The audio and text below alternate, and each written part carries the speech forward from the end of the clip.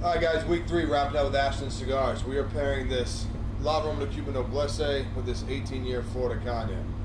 Going down to the end of the show, like, comment, subscribe. If you leave your comment, you get the most likes, you're going to get this cigar. Stay tuned.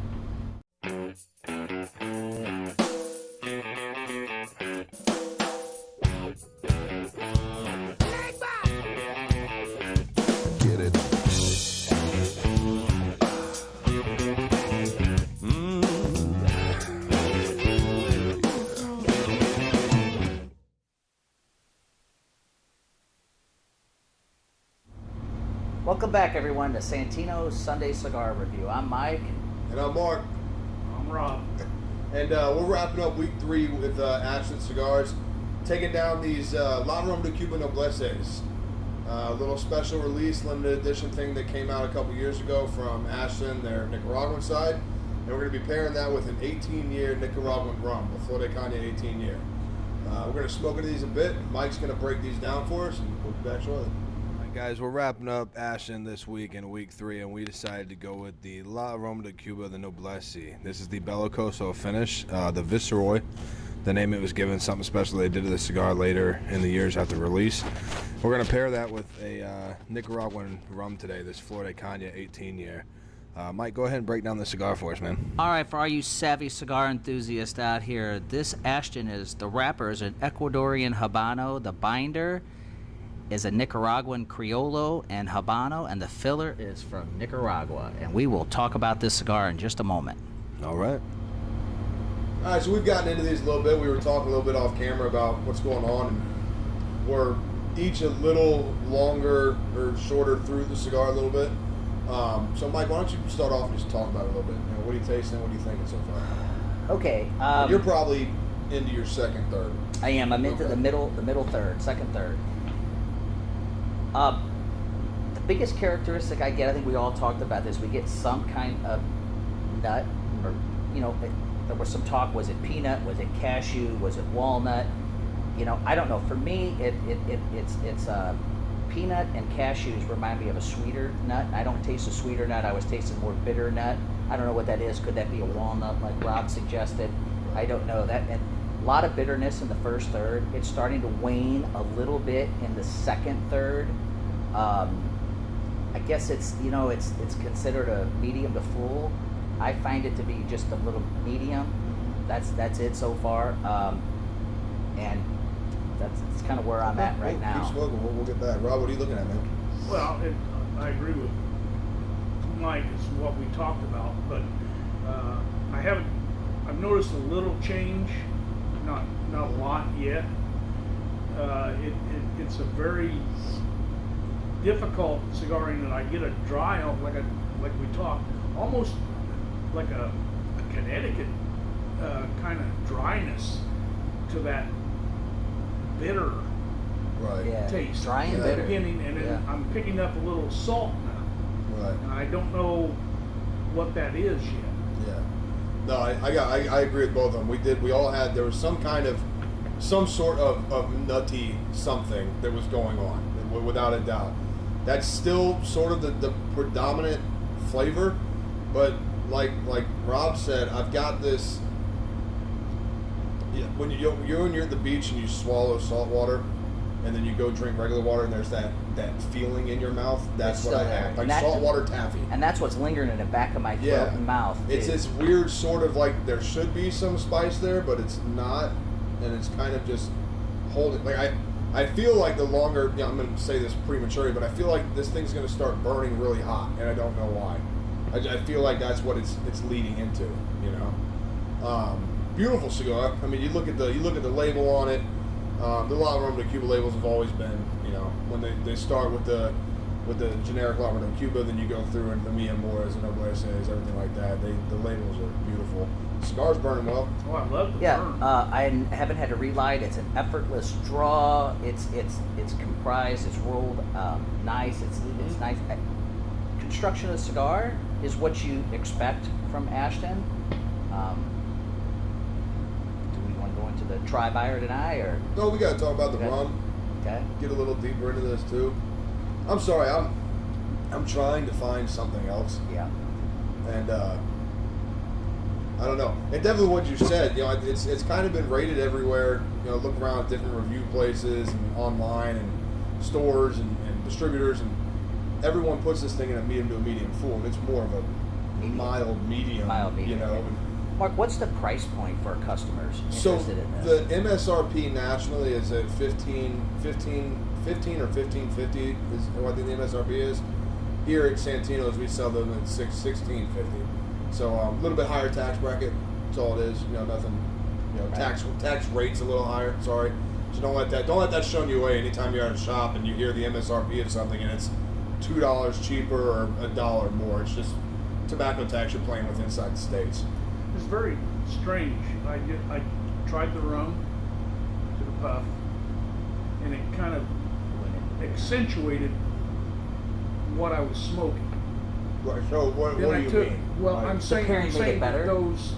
No, I'm not saying the pairing was better. I'm saying the flavors that I was getting, it actually accentuated that. When I did I'm drinking Modelo as well. Okay, when I did that Modelo actually cut that taste. Yes, that's I'm what not I saying found. I flooded it. Right. I'm saying it actually cut that bitter that I had. And for me, what I'm telling you is that the beer seemed to be a better pairing than the rum, even though the rum's great rum. Yeah, and for me, it was just the opposite. I'm not drinking a beer. I'm drinking the Flor de Cana 18yr Rum, and for me, it made the cigar taste better. I don't know how else to put it. The cigar on its own, I wasn't as impressed with. Right. Pairing it with the rum made it really palatable. Yeah, I gotta say the rum does give it a cotton candy kind of feel. The way it goes down, it gives it a very sugar forward presence, and it does open up that whatever that nut is. That earthy nut tone. And I will say, whatever that is, it really opens it up a little Accentuated. bit. That's what I got. for people like myself, and there's a handful of people out there that don't enjoy the burn of bourbon or scotch, I think might really enjoy aged rum, because this rum is so smooth and so good going down. It's so enjoyable to drink. I think it's going to make almost anything you smoke taste good. Right, the rum is, and that's something we've been enjoying quite a lot. The rum is, especially the aged rums are. Yeah, and for the audience out there, the little secret about rum is we know that bourbon and scotch is pretty much, it's more high priced, it's allocated, it's hard to find, and what rum has become the thing that bourbon and scotch people are switching to, because one, it's readily available, it's so much significantly cheaper. A 23-year rum retails for $7 to $10 a pour, and a 23-year bourbon, as you know, can be well over $100. So price point, it's what the market needed to offset the bourbon and scotch rarities. It's giving people another avenue to drink something quality. Right. So Mark, it's been a great. It's kind of funny.